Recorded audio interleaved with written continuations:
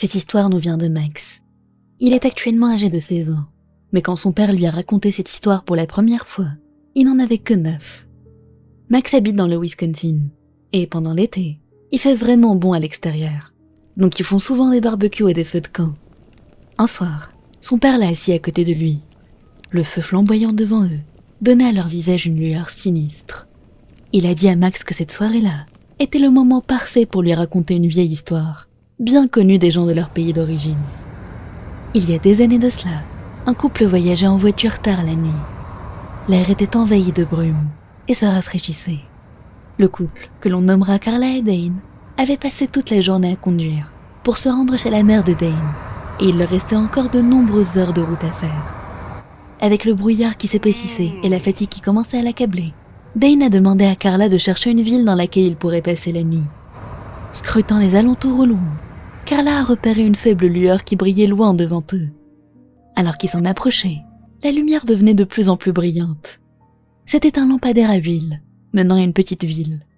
Carla et Dane ont fait un petit tour en voiture dans ces rues, avant de s'arrêter devant un grand bâtiment en bois, d'aspect ancien. L'auberge de Maria indiquait une vieille pancarte à l'extérieur de la porte. Dane a dit à Carla que ça semblait être un bon endroit pour passer la nuit. Carla n'a pas répondu, parce qu'un pressentiment glacé avait grimpé le long de son dos, à la seconde où ils avaient dépassé le lampadaire. Mais avant qu'elle puisse en discuter, Dane avait déjà quitté la voiture et poussé les portes de l'auberge. Hésitante, Carla l'a suivie à l'intérieur. L'odeur d'un feu lui a aussitôt empli les narines, mais rien ne brûlait. Carla a trouvé Dane en train de parler à une vieille femme, assise sur une chaise à bascule tout aussi vieille. Elle l'a rejoint et lui a demandé qui était cette dame. Dane l'a regardée et, en souriant, lui a répondu que c'était Maria, la propriétaire, qui venait juste de leur proposer une chambre pour la nuit. Se tournant de nouveau vers la femme, Dane lui a dit « Encore merci, madame ». Pendant ce temps, Carla observait la dame. Elle semblait avoir été très belle dans sa jeunesse, mais le temps ne lui avait pas fait de cadeau. Des rides et des taches brunes criblaient son visage. Sa veine dépassait de ses mains tremblantes. Des mèches blanches bouclées s'échappaient d'un foulard noué élégamment autour de sa tête. Carla et Dane se sont installés dans leur chambre.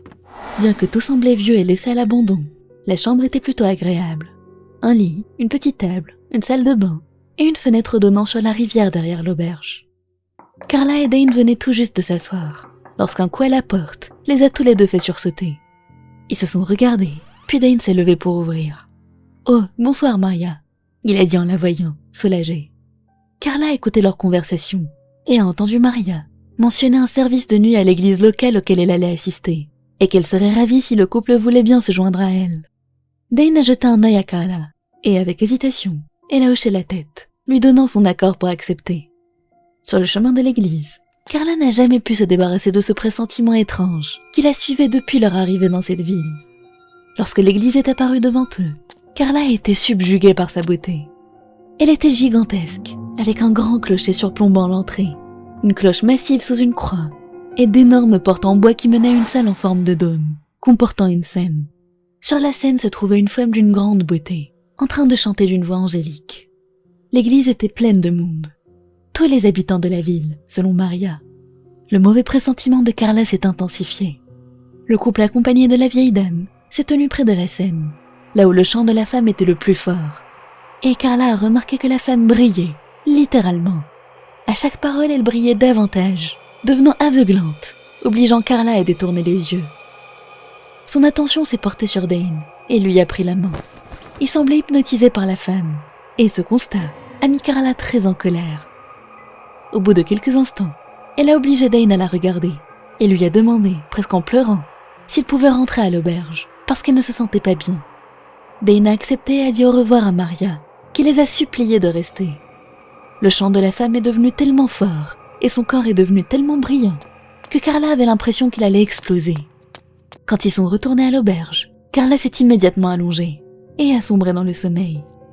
Lorsqu'elle s'est réveillée, elle a tout de suite su que quelque chose n'allait pas. Tout était beaucoup trop lumineux. Carla a ouvert les yeux. Dane était endormi à côté d'elle. Elle a regardé autour et son cœur a failli s'arrêter. Incapable de parler, elle a secoué Dane pour qu'il se réveille. Il a regardé Carla, puis la scène qui l'a choqué tellement. Ce qu'il pensait être l'auberge dans laquelle ils avaient dormi était en fait un tas de bois et de pierres. Ils ont regardé plus loin et ont découvert qu'il n'y avait ni ville, ni rivière, ni église. Il n'y avait que de gros tas de gravats autour d'eux, là où les bâtiments qu'ils avaient vus se trouvaient. Leur voiture était garée près d'une grande pancarte, à moitié enfouie dans le sol, les mots gravés dessus, estompés par le temps et les intempéries. Paniqués, Carla et Dane ont couru jusqu'à l'entrée de la ville, là où se trouvait le lampadaire. Et étonnamment, il était bien là, se dressant intact et incongru, au milieu de cette ville fantôme.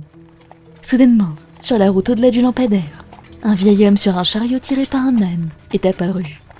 Le couple lui a frénétiquement fait signe. « Que puis-je faire pour vous ?» il a demandé.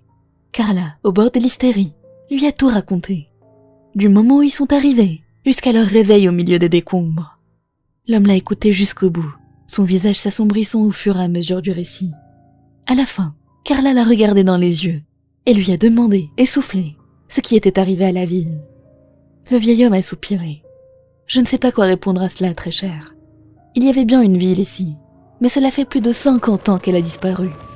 Une bombe a frappé directement l'église, une nuit de service, tuant tout le monde instantanément.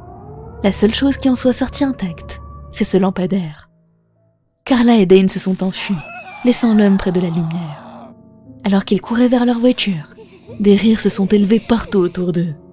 Ils ont démarré en trombe et sont allés droit chez la mère de Dane qui, bien sûr, ne les a pas crus. Personne ne les a crus. Le couple a fini par perdre la raison après ce qu'ils ont traversé. Ils ont même essayé de retrouver la ville à plusieurs reprises, mais n'ont jamais réussi. Et un jour, ils ont aussi disparu.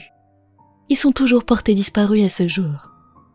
Max n'est plus très proche de son père, mais il raconte toujours ses histoires. Celle-ci a toujours été sa préférée. Restez en sécurité et restez loin des lumières.